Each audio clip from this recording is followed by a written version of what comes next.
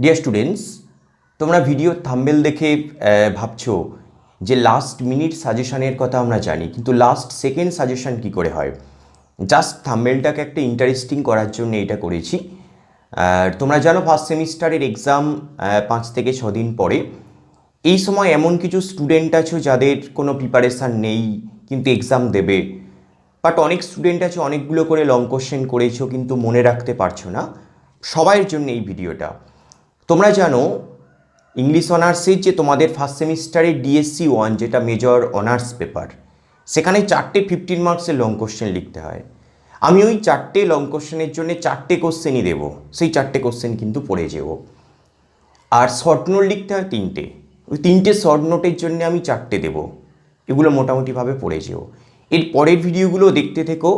আমি compulsory paper, সেক পেপারের কিছু পার্টিকুলার কোশ্চেন আমি তোমাদের বলে দেবো এক্সামের জন্য, সেগুলো তোমরা পাবে। আর একটা কথা বলি, আমার ভিডিওগুলো যদি হেল্পফুল বলে মনে হয় তাহলে আমার চ্যানেলটিকে সাবস্ক্রাইব করো এবং ভিডিওটিকে একটা লাইক করো। প্রত্যেকে দেখতে পাচ্ছ যে আমাদের ডিএসসি পেপারে দুটো সেকশন, একটা হচ্ছে লিটারেচার সেকশন আছে।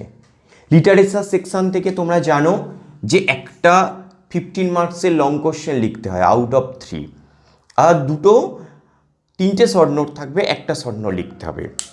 আমি লিটারেচার সেকশন থেকে যে লং কোশ্চেনটা এবছরের ইম্পর্টেন্ট আসতেই পারে সেটা তোমাদের বলছি, লিখে নাও। মুখে বলবো, খাতায় নোট ডাউন করে নেবে।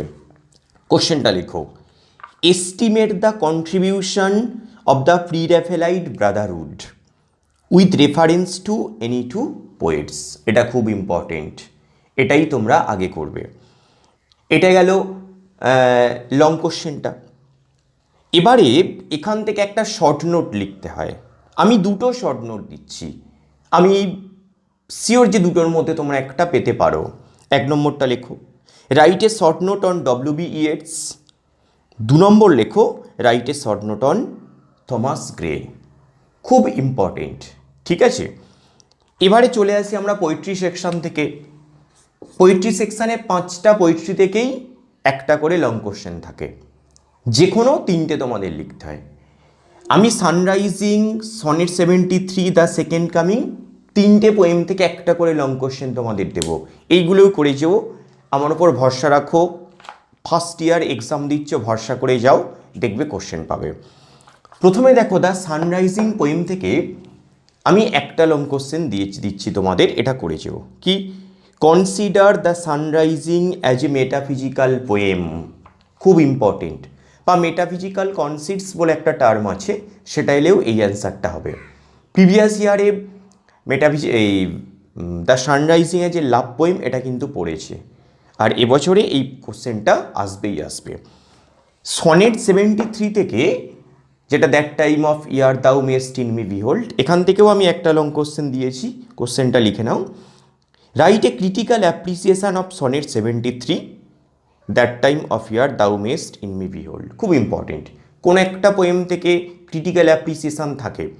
প্রিভিয়াস ইয়ারে পসিবলি ওড টু অটাম থেকে ক্রিটিক্যাল অ্যাপ্রিসিয়েশন এসেছিল, এবছরে সনেট 70 থেকে ক্রিটিক্যাল অ্যাপ্রিসিয়েশনটা তোমরা কিন্তু পাবে। এবারে দেখো, দ্য সেকেন্ড কামিং পোয়েম থেকে আমি একটা লং কোশ্চেন দিয়েছি, লিখে নাও। So the imagery used in the poem the second coming, oblique দিয়ে একটা লেখো, ইউজ অফ সিম্বলস। খুব ইম্পর্টেন্ট এই কোশ্চেনটা, অবশ্যই তোমরা করবে। তাহলে লং কোশ্চেন আমি বলে দিলাম। এবার দেখো, পোয়েট্রি পার্ট থেকে দুটো শর্ট নোট কিন্তু লিখতে হয় তোমাদের, ঠিক আছে। আমি দুটোর জন্যে দুটো দিচ্ছি, তবে 90%ও কনফার্ম হয়ে যাবে না যে এই দুটোর মধ্যে দুটো পড়বে। আমার, তোমরা জানো যে আগের ভিডিওতে মানে যেটা সাজেশন যেটা আমি পোস্ট করেছিলাম, লাস্ট মিনিট সাজেশন, সেখানে বেশ কয়েকটা করে কোশ্চেন দিয়েছি, ওইগুলো করো। শর্টেন্ড করার জন্য আমি কিন্তু এই ভিডিওটা পোস্ট করলাম। 1 নম্বরটা লিখে নাও, bare ruined choirs, BARUINED CHOIRS, where late the sweet bird sang, inverted comma দাও, এক্সপ্লেন। মানে এটা সনেট 73 পোয়েমের একটা লাইন, খুব ইম্পর্টেন্ট একটা লাইন। আরেকটা কোশ্চেন লেখো, how autumn is personified in the poem ode to autumn. আমার মনে হচ্ছে দুটোর মধ্যে দুটো পড়তে পারে, আবার দুটোর মধ্যে একটাও পড়তে পারে, আবার দুটোর মধ্যে নাও পেতে পারো। কারণ শর্ট নোট এইভাবে হয় না, একটু বেশি করে পড়তে হয়, text basis, line by line basis, এইভাবে পড়লে তবেই কিন্তু শর্ট নোট লিখতে পারবে। তবু আমার মনে হয়েছে এইগুলো সবচেয়ে বেশি সাজেস্টিভ।